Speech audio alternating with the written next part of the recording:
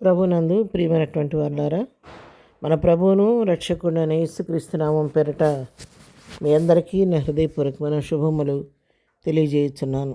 ఈ ఉదయకాల సమయంలో దేవుని వాక్యాన్ని మనం ధ్యానం చేసుకుందాము. యోహాను సువార్త 14వ అధ్యాయం 18వ వచనం చదువుకుందాం. మిమ్మును అనాథలుగా విడువను, మీ యొద్దకు వత్తును, కొంతకాలమైన తరువాత లోకము నన్ను మరి ఎన్నడను చూడదు. ఇక్కడ దేవుని వాక్యం సెలవిస్తూ ఉందండి. నేను మిమ్మను అనాథలుగా విడువను. మన దేవుడు ఎప్పుడు కూడా మనల్ని అనాథలుగా విడిచిపెట్టే దేవుడు కాదు. ఆయన ఎల్లప్పుడూ మనతో ఉండే దేవుడు. మనన్నడు కూడా చేయి విడవకుండా మన వెన్ను తట్టి ధైర్యం చెబుతూ ముందుండి మనం నడిపించే దేవుడు. నేను ఒంటరిగా ఉన్నాను, నేను భయపడను, నా తండ్రి నాతో కూడా ఉన్నాడు అని దేవుని వాక్యం సెలవిస్తూ ఉంది. మన ప్రభు ఎప్పుడు కూడా మనతో ఉంటాడు కాబట్టి మనం ఎప్పుడు కూడా అనాథలుగా మనం భావించుకోకూడదు. మన అనాథలం కానే కాదు. ఎందుకంటే మన తండ్రి, ఆయన మన పరలోకపు తండ్రి కాబట్టి నిత్యము చేయి విడవకుండా మనల్ని కాపాడే దేవుడు, సంరక్షించే దేవుడు. 43వ అధ్యాయం యెషయా గ్రంథం 1వ వచనంలో ఇక్కడ చెప్తున్నాడు, యాకోబుతో చెప్తున్నాడు. అయితే యాకోబు, నిన్ను సృజించిన వాడగు యెహోవా, ఇశ్రాయేలు నిర్మించిన వాడు ఇలాగ సెలవిస్తున్నాడు, నేను నిన్ను విమోచించి ఉన్నాను, భయపడకము, పేరు పెట్టి నిన్ను పిలిచి ఉన్నాను, నీవు నా సొత్తు. ఇక్కడ దేవుని వాక్యం ఏం సెలవిస్తుందంటే, మీరు నా సొత్తు అని దేవుని వాక్యం సెలవిస్తుంది. మనం ఆయన సొత్తు అండి, ఆయన ప్రజలము, ఆయన వారం కాబట్టి మనం ఎప్పటికీ అనాథలం మనం కానే కాదు. యెషయా గ్రంథం 49వ అధ్యాయంలో కూడా 15వ వచనం మనం చదువుకుంటే, నేను నీ దేవుడినైనా యెహోవాను, సముద్ర కెరటములు ఘోషించినట్టు దాని రేపువాడని నేనే, సైన్యకధిపతి యెహోవా అని ఆయనకు పేరు అని ఇక్కడ రాయబడింది.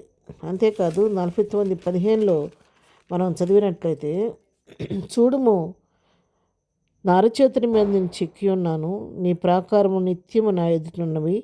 స్త్రీ తన గర్భమున పుట్టిన బిడ్డను కరుణింపకుండా తన చంటి పిల్లను మరచున వారైనా మరచుదురు కానీ నేను నిన్ను మరువను అని చెప్పి దేవుని వాక్యం సెలవిస్తుంది.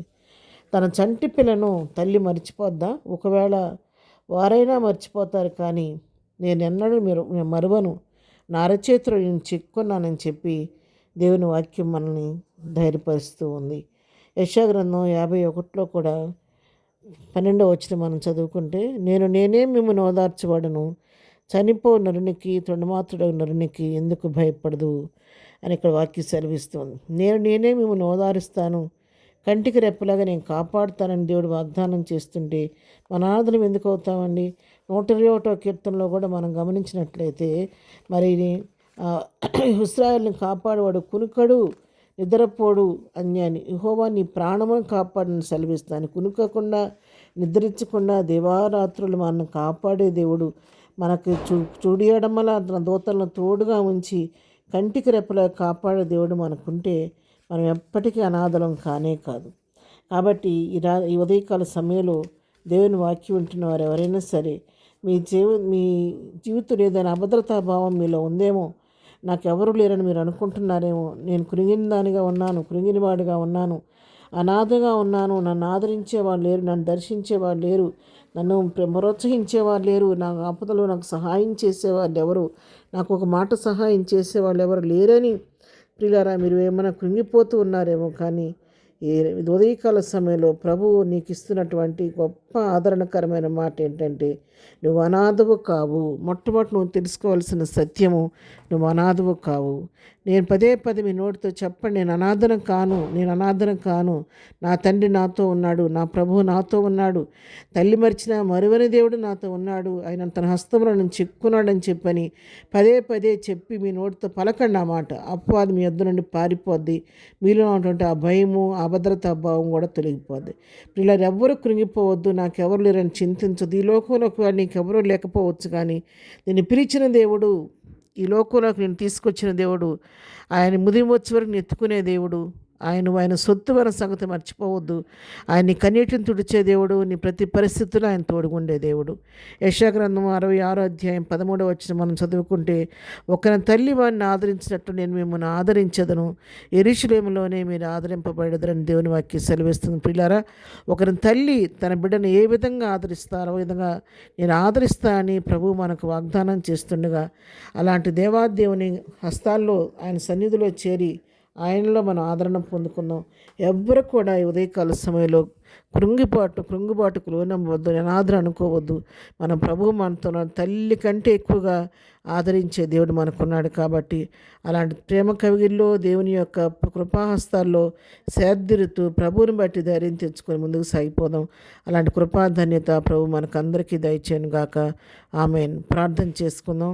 ప్రభువా, పరలోకపు తండ్రి, ఉదయకాల సమయంలో నీ పాదాల దగ్గరికి వస్తున్నాము నాయన. తల్లిలా లాలించే దేవుడు, తండ్రిలా పోషించే దేవుడు మాకున్నందుకు నీ కొందనాను తండ్రి. ఉదయకాల సమయంలో వాక్యం వింటున్న మా పిల్లలందరినీ దీవించండి, ఆశీర్వదించండి. వారి అవసరలన్నీ మీ నామలో తీర్చండి. ఎవరు ఏ పరిస్థితిలో ఉన్న వాక్యం వింటున్నప్పుడు కూడా ఈ వాక్యం ద్వారా హృదయాలకు కావలసిన ఆదరణ దయచే, నెమ్మది దయచేనైనా, ఓదార్పు దయచేనైనా. ఎవరైనా కృంగిని స్థితిలో నాకెవరూ లేరు, అనాథలు అనుకుంటున్నారేమో, అలాంటి బిడ్డలను ప్రభా ఈ ఉదయకాల సమయం వాక్యం ద్వారా ధైర్యపరచండి నాయన. వారి ఒంటరితనంలో మీరు తోడుగా ఉండండి ప్రభా. వారి కన్నీటిని తొడవండి నాయన. వారి గాయాలు మాన్పించండి ప్రభా. నేను ఉన్నానని చెప్పి వాళ్ళని ధైర్యపరచండి ప్రభా. వారి హస్తం పట్టుకొని ముందుకు నడిపించండి తండ్రి. నీ స్తోత్రాలు. కృంగిని వారిని లేవనెత్తండి ప్రభా. గుండె చెదరిన వారిని బాగు చేయండి ప్రభా. దుఃఖంలో ఉన్న వారిని ఓదార్చండి. సమస్యలు ఉన్న వారిని విడిపించండి. నెమ్మది వరకు నెమ్మది దయచేయండి, సమాధానం వరకు సమాధానం దయచేయండి. ఎవరు ఏ పరిస్థితులు ఉన్నా వారికి కావలసిన ఆదరణ దయచేయమని, ఎదురు దీవెనలతో నింపి నడిపించమని, ఘనత మహిమ ప్రభావాలు నీకు ఆరోపిస్తూ లెచ్చిస్తూ మనం తగ్గించుకుంటూ మా పిల్లలందరినీ హస్తాలకు అప్పగించుకుంటూ యేసు పరిశుద్ధ నామంలో ప్రార్థించి అడిగి పొందుకొని ఉన్నాము తండ్రి. ఆమెన్. ప్రభు కృప సదాకాలం మనకందరికీ తోడై నడిపించును గాక. ఆమెన్.